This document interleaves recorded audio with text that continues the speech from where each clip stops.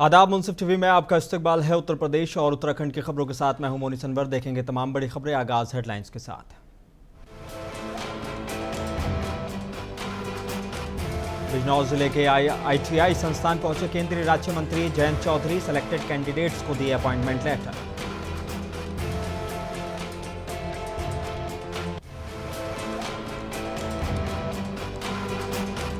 रामपुर में प्रभारी मंत्री JPS राठौर ने अधिकारियों के साथ की समीक्षा बैठक। अधूरे कामों को जल्द से जल्द पूरा करने के दिए निर्देश।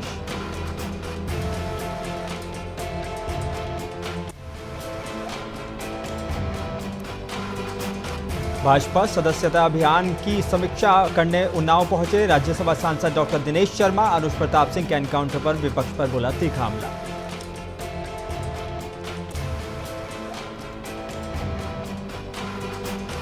और मुरादाबाद के कुंदरकी विधानसभा में मतदाता सूची से काटे गए कई नाम। सपा कार्यकर्ताओं ने जताई नाराजगी। बोले मैं जिंदा हूं फिर भी मेरा वोट काटा जा रहा है।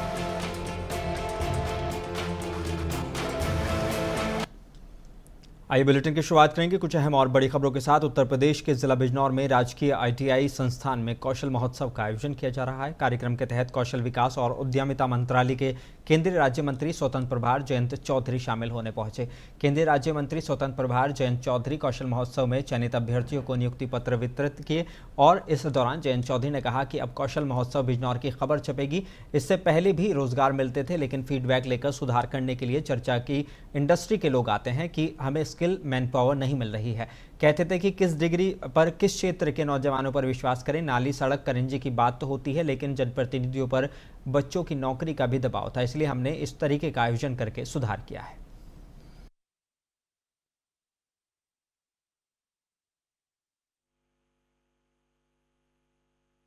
अनोखा कार्यक्रम पहली बार बिजनौर में इस तरह का कार्यक्रम हो पाया। मेरे मंत्रालय की टीम को मैं धन्यवाद देता हूं, यहाँ के स्थानीय प्रशासन को, यहाँ के जनप्रतिनिधि। चंदन लगातार चिंता कर रहा था कि यहाँ नौजवान के लिए मैं क्या कर सकता हूँ, तो एक प्रयास हुआ है। 3500 बड़ी संख्या है। देश की 50 बड़ी कंपनीज आईं, उन्होंने अवलोकन किया, ऑफर्स दिए, इंटरव्यूज़ किए। मैं जो बच्चे पंजीकृत हुए लेकिन जिनको नौकरी नहीं मिली, मैं उनको भी और प्रेरित करूंगा कि वो ऊर्जावान हैं, काबिल हैं, उनके अंदर वो क्षमता है, वो अपने आप को और बेहतर तैयार करें। अगली बार उनका भी नंबर आएगा। का कारोबार करने वाले अंतर्राष्ट्रीय गिरोह का पर्दाफाश हुआ है। इसमें समाजवादी पार्टी के राष्ट्रीय सचिव रफी खान गिरफ्तार हुए हैं। क्या कहना चाहेंगे?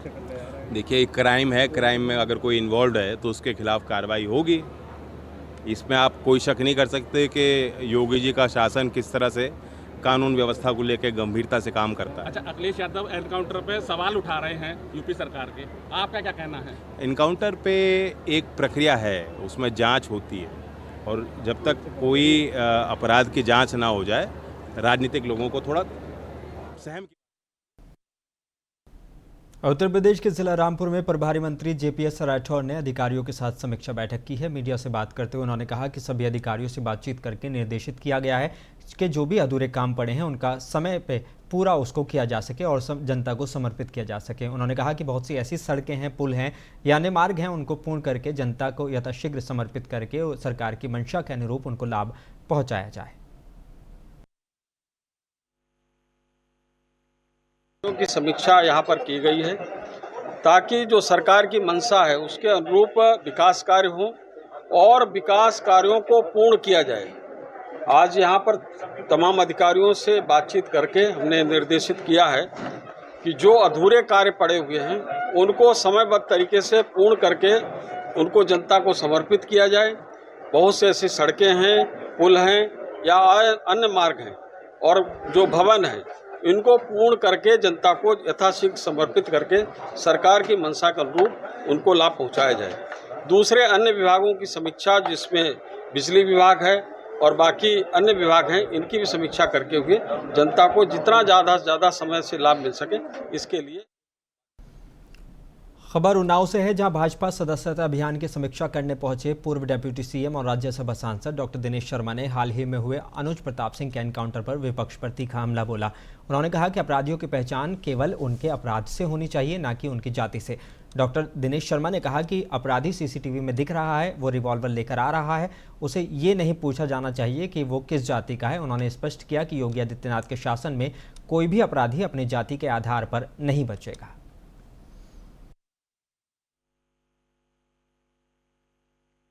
चालीस मुकदमे हो या 50 मुकदमे हो, कोई भी योगी शासन में बच नहीं पाएगा।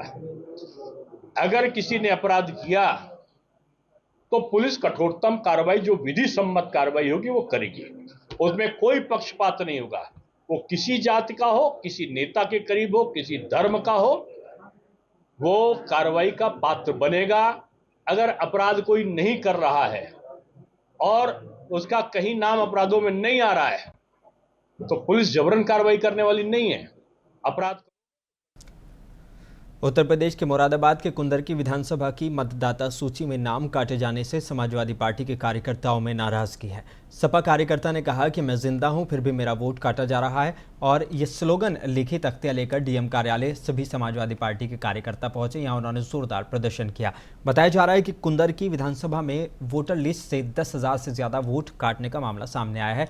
इस दौरान कुंदरकी के सपा पूर्व विधायक हाजी रिजवान ने मीडिया से खिताब करते हुए बताया कि जितने लोगों का वोट काटा जा रहा है उसकी जांच की मांग की है। देहात विधानसभा से विधायक नासिर कुरैशी और कुंदरकी के सपा पूर्व विधायक हाजी रिजवान भी मौजूद रहे। कहीं पर गए भी नहीं है बेचारे, उनके बच्चे, उनका मकान सब कुछ यहीं है। उन लोगों को वोट काट दिए गए, तुम बाहर रह रहे हो। कितने लोग हैं गिनती के माने? अरे ऐसे तो 10,000 हैं। अच्छा, 10,000 हैं भैया, इसका प्रमाण साथ में है। ये तमाम जो है जिस तरह की सूचियाँ जो हैं जो दी हैं, ये पूरा सबूत जो है हम दे रहे हैं डीएम साहब को। अच्छा। तो ये सब प्रमाण हमारे पास हैं। कौन सब उस कुंदरकी विधानसभा के लोग आए हुए हैं? हाँ, और कहाँ के आएंगे? जब चुनाव कुंदरकी में मेरे भाई, तो कहाँ के लोग आएंगे तो बता दीजिए। कुंदरकी के तो आएंगे। बेटी बचाओ बेटी पढ़ाओ अभियान के तहत देवरिया के जिलाधिकारी दिव्या मित्तल ने एक अभिनव प्रयोग किया है, जिसके तहत राजकीय इंटर कॉलेज की कक्षा 12 की पढ़ने वाली छात्रा खुशी मणि त्रिपाठी को एक दिन का डीएम बनाया गया है और छात्रा को जिलाधिकारी के रूप में दी जाने वाली प्रोटोकॉल दिया गया है। सबसे पहले वो कलेक्ट्रेट पहुंचकर जनता दर्शन में फरियादियों की फरियाद सुनती नजर आईं। उसके बाद मेडिकल कॉलेज पहुंचकर एक सरकारी कार्यक्रम में हिस्सा लिया। इतना ही नहीं, डीएम खुशी मणि त्रिपाठी ने कलेक्ट्रेट की सभागार में जनपद के सभी अधिकारियों के साथ बैठक की और जनपद के विकास कार्यों की भी समीक्षा की। देवरिया जिले का एक दिन का जिलाधिकारी बनके मुझे बहुत ही सम्मानित और उल्लास महसूस हो रहा है। और जहाँ तक समस्याओं की बात है तो हमने लोगों की समस्याएं सुनी और उनसे जुड़े हुए जो उनके विभाग थे उनको निर्देशित कर दिया गया है कि वो आगे अपने कदम उठाएं और उनकी जो भी लोगों की समस्याएं हैं उनको ज़्यादा से ज़्यादा सुलझाएं। आज भी ये एक दुर्भाग्य की बात है कि हमारे समाज में कई लोग बेटियों को बेटों से कम आंकते हैं और उनको लगता है कि जब बेटी पैदा हुई है तो एक बोझ के रूप में उसको आज भी देखा जाता है। ये बहुत बड़ा दुर्भाग्य है हमारे देश का। तो हमारा ये प्रयास है, सरकार का प्रयास है, प्रशासन का प्रयास है कि लोगों को ये हम बताएं कि बेटी कोई बोझ नहीं है और जिस प्रकार से जब बच्ची पैदा होती है तो हमें खुशियों को मनाना चाहिए। बांदा में जिलाधिकारी कार्यालय में आज भारतीय किसान यूनियन बांदा के तमाम पदाधिकारियों ने किसानों से संबंधित 5 सूत्रीय मांगों को लेकर जमकर नारेबाजी करते हुए जिलाधिकारी के माध्यम से मुख्यमंत्री को ज्ञापन भेजकर मांग की है कि बैंकों द्वारा किसानों का उत्पीड़न किया जा रहा है। साथ ही बीमा कंपनियों के द्वारा किसानों का कृषि बीमा किया जाता है, लेकिन उसके क्षतिपूर्ति लाभ कभी भी नहीं दिया जाता। ऐसी बीमा कंपनियों के खिलाफ सख्त कार्रवाई होनी चाहिए।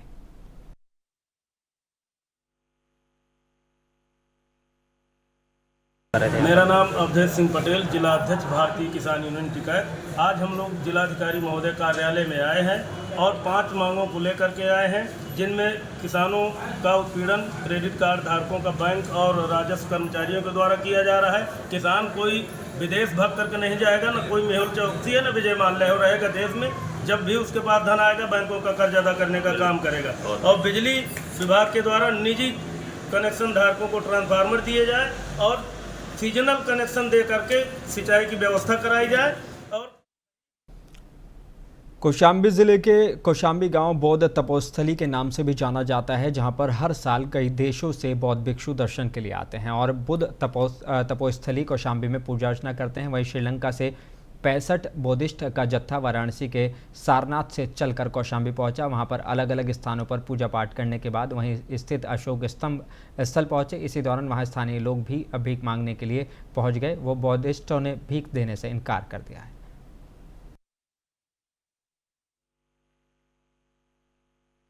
वही आज सुबह एक जत्था श्रीलंका का ग्रुप आया था, वो गोस्ताराम दर्शन करने गए थे जी। तो उधर जो भिक्षा मांगने के लिए इकट्ठा होते हैं सैकड़ों बच्चे जी, वो सब को कुछ यदि नहीं मिला तो आते समय गाड़ी निकलते समय पीछे से ईटा पत्थर मार देते हैं। ऐसा मार के आज एक गाड़ी का शीशा फोड़ दिया है जी। तो ये समस्या हर समय होता रहता है जी। तो इसलिए उत्तर प्रदेश के शाहजहाँपुर के नर्सिंग की छात्रा के साथ वॉशरूम में तमंचे के बल पर ठेकेदार ने अपने साथी के साथ छेड़छाड़ की है। पुलिस ने आरोपी को गिरफ्तार कर लिया है। संजय कुमार एसपी सिटी ने बताया कि थाना चौक कोतवाली क्षेत्र के अंतर्गत बरेली मोड़ पर नर्सिंग कॉलेज की छात्रा ने बताया कि जब वो वॉशरूम यूज़ कर रही थी, कॉलेज में टाइल्स का काम कर रहे ठेकेदार सुरेश ने अपने साथी के साथ वॉशरूम में उसको पीछे से दबोच लिया और उसके साथ छेड़छाड़ करने लगा। विरोध करने पर उसका मुंह दबा दिया। छात्रा ने और तमंचा दिखाकर धमकी दी। छात्रा ने हिम्मत दिखाते हुए ठेकेदार के हाथ में काट लिया और शोर मचाते हुए बाहर की तरफ भाग आई। फरार हो गया। कोतवाली क्षेत्र के अंतर्गत बरेली मोड़ पर एक फ्लोरेंस नाइटिंगेल करके नर्सिंग का इंस्टीट्यूट है, जहां नर्सों को ट्रेनिंग दी जाती है। वहां पर एक छात्रा द्वारा बताया गया कि वहां पर टाइल्स का काम पिछले 1 साल से चल रहा था। जो टाइल्स के लगाने वाला ठेकेदार सुरेश है, उसका एक सहयोगी जो वहाँ काम कर रहे थे। कल उन्होंने किसी समय एक छात्रा जब वॉशरूम यूज़ कर रही थी, उसी दौरान उन्हें पीछे से छात्रा को दबोच कर उसके साथ छेड़खानी करने का प्रयास किया गया। उस छात्रा द्वारा रिएक्शन करते हुए उसके हाथ पर काट लिया गया। उसकी घड़ी वहाँ टूट गई, मौके से फरार हो गया। पुलिस द्वारा तत्काल उत्तर प्रदेश के शाहजहाँपुर में रोड पर खुलेआम फायरिंग करने का वीडियो सोशल मीडिया पर वायरल हो रहा है। बताया जा रहा है कि 2 पक्षों में पैसे के लेन देन को लेकर विवाद हुआ था। दोनों पक्षों को थाने बुलाकर सुलह समझौता करा दिया गया था। सुलह समझौते के बाद जब वो लोग बाहर निकले तो किसी बात को लेकर आपस में विवाद हो गया, जिसमें एक पक्ष ने दूसरे पक्ष पर रोड पर हवाई फायरिंग कर दी। पुलिस ने घेराबंदी कर पकड़ने का प्रयास किया तो सभी आरोपी स्कॉर्पियो से फरार हो गए। फिलहाल पुलिस ने इस मामले में 6 लोगों के खिलाफ FIR दर्ज कर ली है। पुलिस की 2 टीमों को आरोपियों की गिरफ्तारी के लिए लगाया गया है।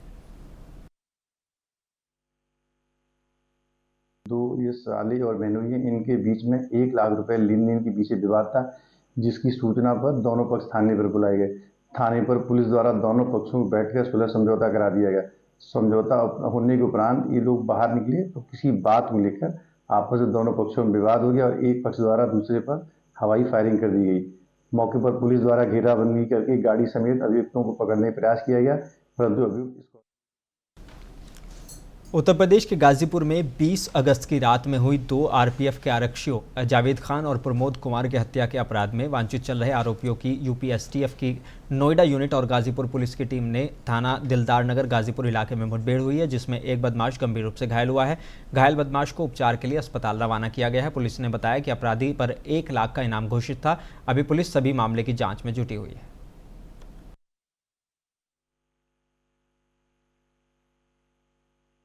जैसा कि आप सभी को ज्ञात है कि 19-20 अगस्त की रात को एक बाड़मेर गुवाहाटी एक्सप्रेस में एक घटना हुई थी, जिसमें कुछ शराब तस्करों ने बहुत ही नृशंस तरीके से रेलवे प्रोटेक्शन फोर्स के 2 जवान थे, प्रमोद और जावेद, दोनों की हत्या करके उनके शव रेलवे ट्रैक पर फेंक दिए थे। उसके बाद से तत्काल जनपद गाजीपुर पुलिस, STF एवं GRP सभी लोग उस केस में लगे हुए थे और कुछ दिन बाद उस घटना का अनावरण हुआ था और 4 अभियुक्त, इसमें से एक मुठभेड़ हुई थी, 4 अभियुक्त जेल भेजे गए थे। ललितपुर के एक गांव में 4 मासूम बच्चों के पिता की हथौड़े से गांव के ही एक युवक ने निर्मम हत्या कर दी है। मृतक की पत्नी मधु ने बताया कि देर रात उनका पड़ोसी आया और घन से सिर पर वार कर दिया, जिससे उसके पति की मौके पर ही मौत हो गई। वहीं पुलिस ने मौके पर पहुंचकर शव को अपने कब्जे में ले लिया है और PM के लिए अस्पताल में भेज दिया है। वहीं पुलिस अधीक्षक ने मामले की जाँच के आदेश दिए हैं और आरोपी की गिरफ्तारी के लिए टीम गठित की है। मामले की आगे की जांच जारी है। उत्तर प्रदेश के ललितपुर मेडिकल कॉलेज के इमरजेंसी वार्ड में एक शराब के नशे में धुत युवक का चिकित्सकों को फटकार लगाते हुए एक वीडियो वायरल हो रहा है। वहीं मेडिकल कॉलेज के चिकित्सकों ने शराबी का वीडियो बनाकर सुरक्षा की मांग की है। साथ ही डॉक्टर ने पुलिस को मेमो भी भेजा था, साथ ही कार्रवाई की मांग की है। निष्ठा के साथ ये अनजान व्यक्ति यहाँ पे आके आते हैं और शोर शराबा करते हैं और गार्ड यहाँ पे रोकने की कोशिश करते हैं, लेकिन ये सुनना नहीं चाहते और उल्टे सीधे गार्ड को भी गालियां दे रहे हैं और हमारे स्टाफ को भी भड़का रहे हैं। एक सदस्य इनके साथ देख पा रहे हैं, ये व्हाइट टी शर्ट में ये भी खड़े हैं सदस्य। बुलंदशहर के सिकंदराबाद में ट्यूबवेल की मोटर चलाने पहुंचे 2 लोग बोरवेल में बेसुध होकर गिर गए। वहीं सूचना के बाद एसडीएम सीओ समेत थाना पुलिस मौके पर पहुंची और रेस्क्यू ऑपरेशन के लिए दमकल विभाग के अधिकारियों को मौके पर बुलाया गया। करीब आधे घंटे तक चले रेस्क्यू ऑपरेशन के बाद दोनों लोगों को बाहर निकाल लिया गया, मगर अस्पताल पहुंचने पर डॉक्टरों ने दोनों लोगों को मृत घोषित कर दिया। वहीं पुलिस ने दोनों को पोस्टमार्टम के लिए भिजवा दिया है और पुलिस आगे की कार्रवाई में जुट गई है। वहीं हादसे की सूचना पर डीएम समेत जनपद के तमाम अधिकारी मौके पर पहुंचे, जबकि डीएम ने मृतकों के परिवारों को 4-4 लाख रुपए की आर्थिक मदद देने की घोषणा की है। देखिए, आज यहाँ सिकंदराबाद देहात में एक प्राइवेट ट्यूबवेल पर 2 लोग, चंद्रपाल और महेश, काफ़ी दिनों से काम कर रहे थे। ट्यूबवेल 2 महीने से बंद था। आज उस ट्यूबवेल को चालू करने के लिए बोरवेल में उतरे थे और संभवतः गैस के रिसाव से हादसा हुआ है। पुलिस विभाग ने, नगर पालिका ने, फायर डिपार्टमेंट में तत्काल तत्परता दिखाते हुए उनको वहाँ से निकाला गया और वहाँ से निकाल करके तत्काल CHC सिकंदराबाद लेकर के आया गया। बट दुर्भाग्य ये रहा कि वो दोनों बच नहीं पाए हैं। माननीय मुख्यमंत्री जी को जैसे ही पता चला, उन्होंने संज्ञान में लिया है और इन लोगों को पूरे परिवार को सहायता देने के लिए हमें भेजा और पूरा SDM और उत्तर प्रदेश के कासगंज के गुंज डुडवारा कोतवाली इलाके के चोड़ियाई गांव में एक युवक को बिजली के करंट की चपेट में आ गया, जिससे युवक की मौके पर ही मौत हो गई। वहीं हादसे की सूचना मिलते ही मौके पर पुलिस और फॉरेंसिक टीम मौके पर पहुंची। फॉरेंसिक टीम ने मौके से साक्ष्य इकट्ठा किए हैं और पुलिस ने शव का पंचनामा भर पोस्टमार्टम के लिए भेज दिया है। वहीं हादसे से परिवार में कोहराम मचा हुआ है।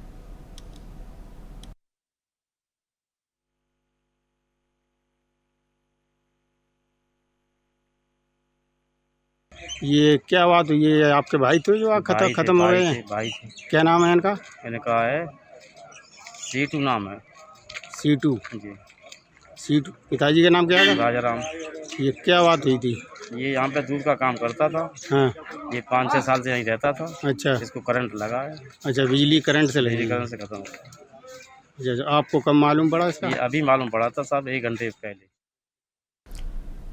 उत्तर प्रदेश के अमरोहा में स्वास्थ्य विभाग और प्रशासनिक स्तर की टीमों ने जिले भर में झोला छापों के खिलाफ छापेमार अभियान चलाया है। डीएम की सख्ती पर अवैध रूप से संचालित क्लिनिक और अस्पतालों पर ताबड़तोड़ छापेमारी की गई। इस दौरान कहीं झोला छाप इलाज करते मिले तो कहीं मानक अधूरे पाए गए। नियम विरुद्ध चल रहे करीब 15 अवैध अस्पताल, क्लिनिक और अल्ट्रासाउंड को दवाखानों को सील कर दिया गया है। कि यहाँ पे जनपद अमरोहा में कुछ ऐसे क्लिनिक्स, ऐसे हॉस्पिटल्स, ऐसे लैब्स संचालित हो रही थी जिनके पास अभी भी रजिस्ट्रेशन नहीं था, लाइसेंस नहीं थी। और ऐसी भी सूचना आ रही थी कि कुछ ऐसे मेडिकल स्टोर्स हैं जिसमें एक्सपायर्ड दवाइयों का वितरण हो रहा था। तो इसी के अंतर्गत हम लोगों ने 17 टीम्स का गठन करा था और उनको इन hospitals, clinics, labs, medical stores यहाँ पे भेजा गया था।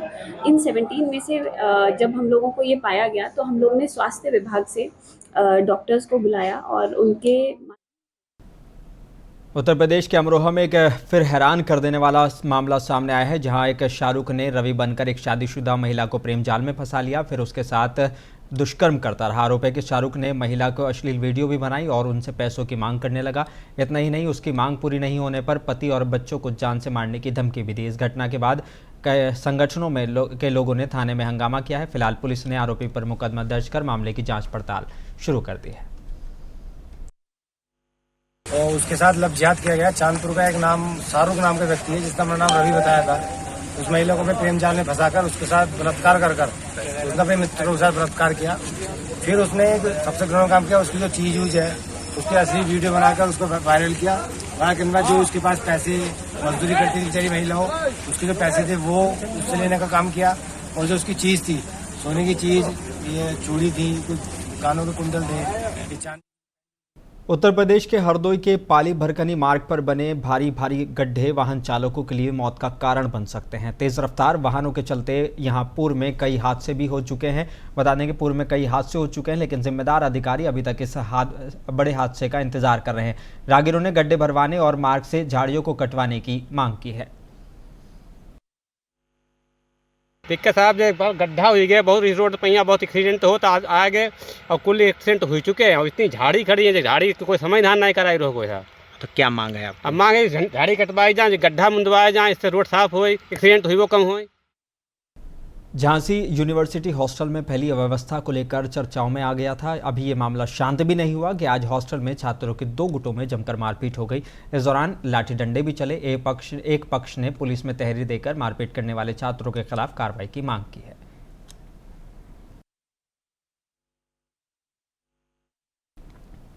लगातार बारिश के चलते झांसी इलाके के चिरगांव में भी लगातार पानी बरसने के कारण आसपास के गांवों में किसानों की बोई हुई फसल खराब हो गई है। खेत में पानी भरे रहने के कारण अगली फसल की बुआई में भी परेशानी हो सकती है, जिसको लेकर किसानों में भारी चिंता है। सिमथरी के ग्राम प्रधान प्रकाश कुशवाहा ने बताया कि लगातार हुई बारिश के कारण 900 बीघे की जमीन पूरी तरह से जलमग्न हो गई है। किसानों का आरोप है कि हम अनेकों बार एसडीएम लेखपाल को लिखित और मौखिक रूप से इस जटिल समस्या से अवगत करा चुके हैं, मगर कोई सुनवाई नहीं हो रही है। यहाँ पर जो पूरा बांध है 900 बीघा का पूरा भरा पड़ा है, 4-5 गाँव को पानी आता है। हमारे गांव के किसानों की सभी फसलें नष्ट हो गई।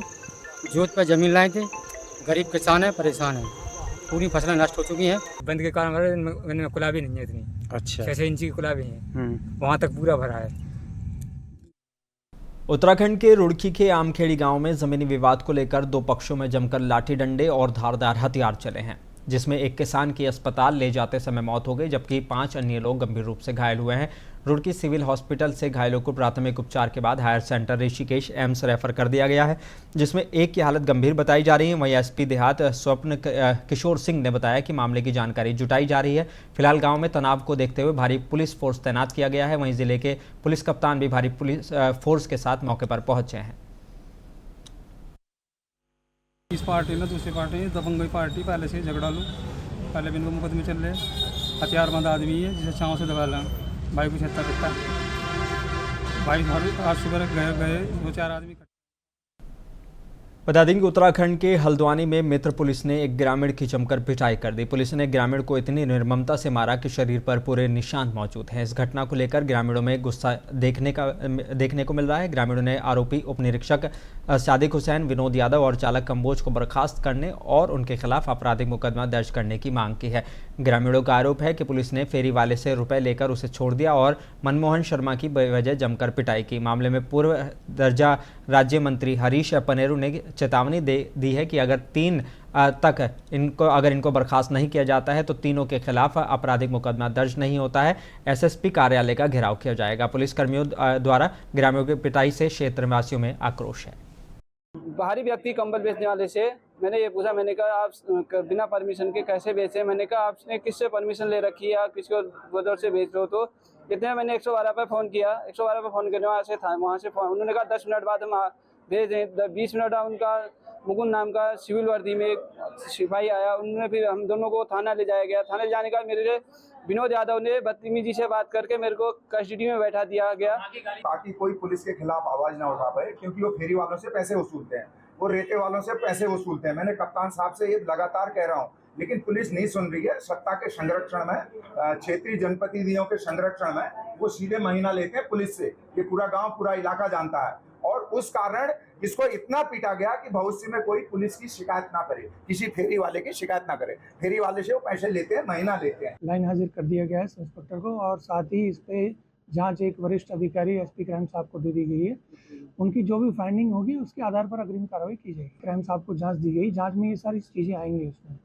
तो जांच एक विस्तृत जांच होगी, जिसमें कि जो भी आरोप हैं उनका भी वो ढूंढा जाएगा इसमें कि ऐसा क्यों हुआ, उसी के आधार पर ही अग्रिम कार्रवाई की जाएगी। उत्तर प्रदेश के आगरा में ताजमहल पर एंटी मंकी टास्क फोर्स का तैनात किया जाएगा। बता दें कि अल्ट्रासोनिक मंकी रिपेलर मशीनों से टीम के जवान लैस होंगे।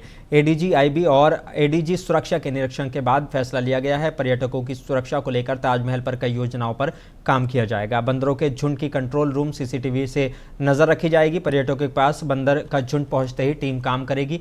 एक साल में बंदर के काटने से 20 से अधिक घटनाएं हुई हैं।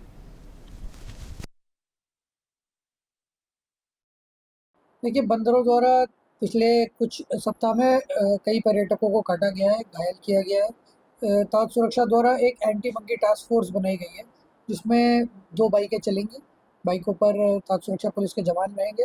बंदरों पर कंट्रोल रूम के माध्यम से भी नज़र रखी जाएगी और विभिन्न प्रकार की सूचनाएं जो आसपास के लोग देते हैं उनके माध्यम से भी बंदरों पर निगाह रखी जाएगी। जब भी किसी पर्यटक को हरास करने की या किसी तरह की काटने की सूचना मिलेगी तो ये टीम वहाँ पहुँचेगी, बंदरों को भगाने का काम भी करेगी और अगर पर्यटक घायल है तो उसको उपचार पहुँचाने के लिए फर्स्ट एड का काम भी ये टीम करेगी।